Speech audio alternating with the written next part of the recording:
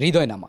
বাংলাদেশ দলের একটা অংশ আজকে সকাল 10টা 15 মিনিটের ফ্লাইটে আবুধাবির উদ্দেশ্যে রওনা দিয়েছেন। এই এশিয়া কাপের স্কোয়াডে যারা অন্তর্ভুক্তি হয়েছেন তার মধ্যে অন্যতম একজন সদস্য তাওহিদ হৃদয়। তাওহিদ হৃদয়ের উত্থান বাংলাদেশ ক্রিকেটে ইন্টারেস্টিং একটা স্টোরি।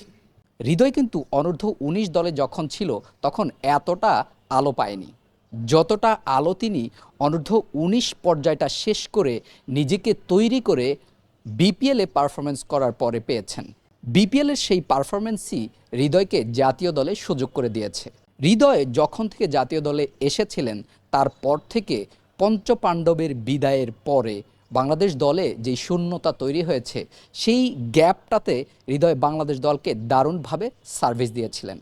হৃদয়ের সেই সার্ভিস, হৃদয়ের সেই পারফরমেন্স, হৃদয়ের সেই ক্ষিপ্রতা, হৃদয়ের রানিং বিটুইন যেই দৌড়, যে গতি, এই সব কিছু হৃদয়কে আলাদাভাবে পরিচয় করিয়েছে।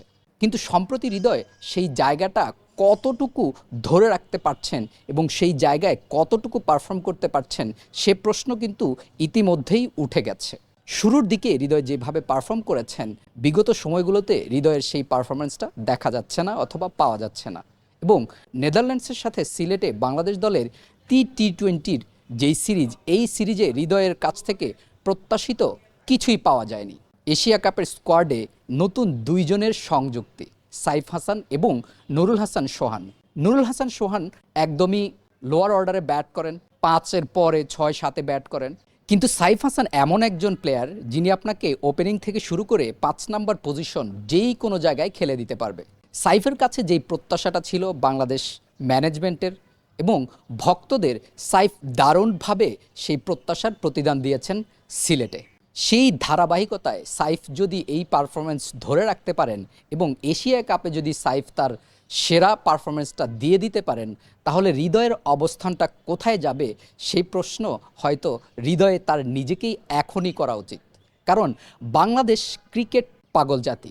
বাংলাদেশে একজন ক্রিকেটার ভালো করলে তাকে রাতারাতি যেভাবে মাথায় নিয়ে হাঁটে, আবার যখন তার পারফরমেন্স ভালো থাকে না তাকে কিন্তু মাটিতে ফেলতে একটা মুহূর্তও দেরি করে না। সো হৃদয়কে যেভাবে ধরে নেওয়া হয়েছিল বাংলাদেশ দলে, হৃদয় একদম তার জায়গাটা করে নিয়েছেন এবং দীর্ঘ সময় ধরে এখানে টিকে থাকবেন।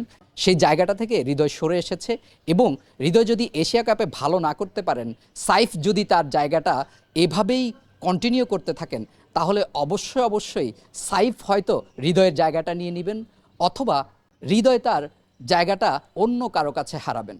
সো এখনই সময় হৃদয় তার নিজেকে প্রশ্ন করা তিনি কোথায় আছেন এবং ভালো করার জন্য, পারফর্ম করার জন্য, জাতীয় দলে আরও দীর্ঘ সময় টিকে থাকার জন্য ঠিক কী কাজটা করতে হবে।